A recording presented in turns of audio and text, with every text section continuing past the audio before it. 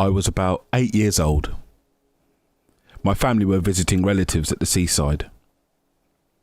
One of those trips where kids were just allowed to wander off on their own.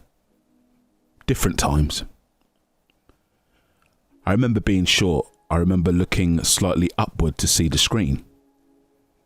And there it was. Double Dragon. I still remember the music. I still remember exactly how it made me feel. Something lit up in me that day that has never gone out.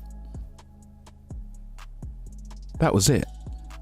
That was the moment. A young boy on his own at an arcade cabinet by the sea, and everything that came after traces back to that exact point. Double Dragon led me to Final Fight. Final Fight, in its own way, led me to Streets of Rage. Streets of Rage led me to Streets of Rage 2, which remains one of the greatest games ever made. There was a pattern forming that I didn't have the language to describe yet. I just knew that this genre, this feeling, was mine. And then Street Fighter 2 arrived. I was in high school. The fair had come to Lucy Park. The kind that rolls in on large trucks and builds itself overnight. Arcade tent and all. I was with the friends I'd started secondary school with. And then I heard it. Distant, distinctive. A sound like nothing else in that arcade. Street Fighter 2. The game was running on a cabinet in an erected arcade in a park in Luton. And there it was. I'd read about it in magazines. I knew what it was before I even saw it.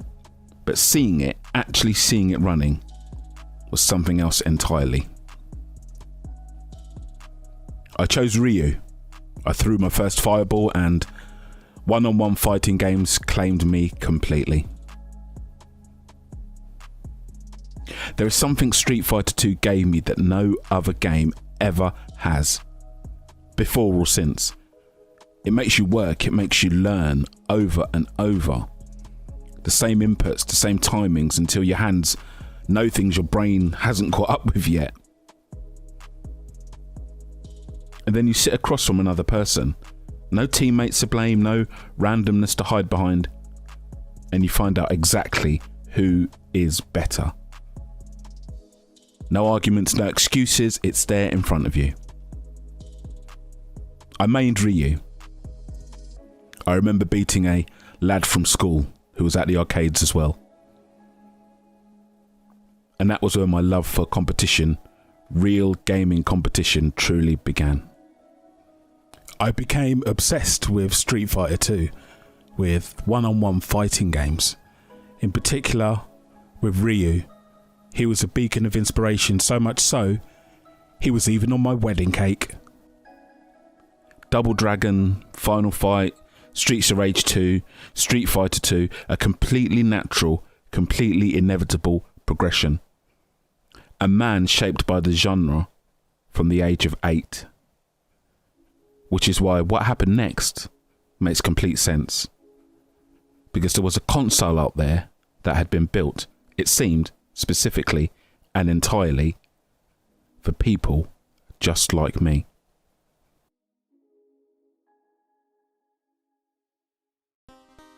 The NeoGeo existed in a different dimension to the rest of us. I never saw one running in person, not once. No one I knew owned one. No one I knew even knew someone who owned one. It existed in the pages of magazines and in the flickering footage of a television program called Gamesworld on Sky. Gamesworld showed me things I had no framework for. Art of Fighting, Samurai Showdown, King of Fighters.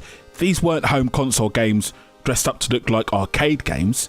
These weren't compromises and ports with missing frames and muddy colours.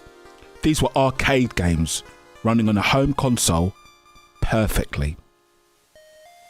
The phrase the magazines used, and every gamer of my generation would feel the weight of these two words, was arcade perfect. Arcade perfect. On the Mega Drive, which I loved, which I defended, which contained some of the greatest games ever made, fighting games looked like fighting games. They were good. Street Fighter 2 Special Champion Edition was a remarkable achievement for the hardware. But I had seen the Neo Geo. I noticed the animation frames immediately, the smoothness, the way Samurai Showdown moved compared to anything I'd ever seen on a home console, the size of the sprites, characters that filled the screen that had weight and presence. The zoom effect pulling out as fighters separated, pushing in as they clashed. Nothing on the Mega Drive could do that. Nothing. That specific, glorious Japanese arcade game translated into English energy that you can't manufacture and can't replicate. And King of Fighters, the original fighting game queen alongside Chun-Li, designed, let's say diplomatically, with a certain teenage audience in mind, but also just a brilliant game. The roster, the teams, the scale of it. These were one-on-one fighting games, Japanese, anime influence, technically extraordinary. The genre I'd loved since I was 8 years old, running on hardware that treated it with the respect it deserved. The Neo Geo cost hundreds of pounds. The games cost hundreds of pounds. I was a teenager with no money, living in Luton. I could look, I could read, I could watch Gamesworld and press my nose against the glass of the TV, but I could never touch the Neo Geo.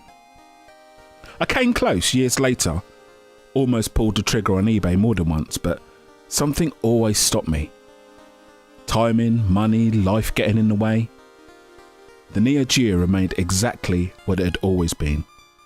Mythical, distant, and somehow, inexplicably, mine. I just hadn't got there yet.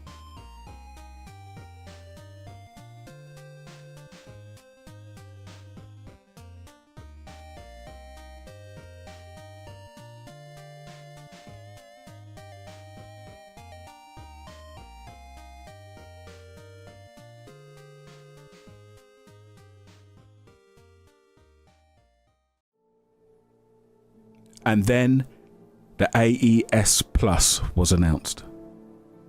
My first thought, my actual unfiltered immediate first thought, was 4 words. I need this now. Not, should I buy this? Not, can I justify this? Not a sensible conversation with myself about timing and priorities. Just, I need this now. Because I'm in my mid to late 40s, I've been through every console generation. I have thousands of hours of gaming behind me across systems most people have forgotten existed. And there is a specific feeling that's been following me since a boy of 8 stood on his tiptoes at a seaside arcade, a feeling that never fully arrived, never fully resolved. So I placed the order. And it felt exactly right. Not relief, not guilt, not the complicated feeling I expected after decades of wanting something. Just happiness. Pure and clean. A sense of now is the time.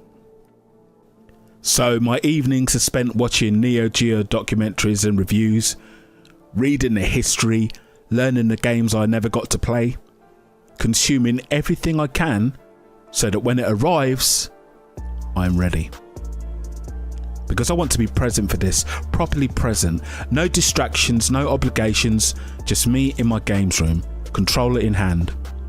When that Neo Geo intro music plays for the first time on my own hardware. And the first game I load will be Samurai Showdown 5. I've already decided that. See, this is a selfish purchase.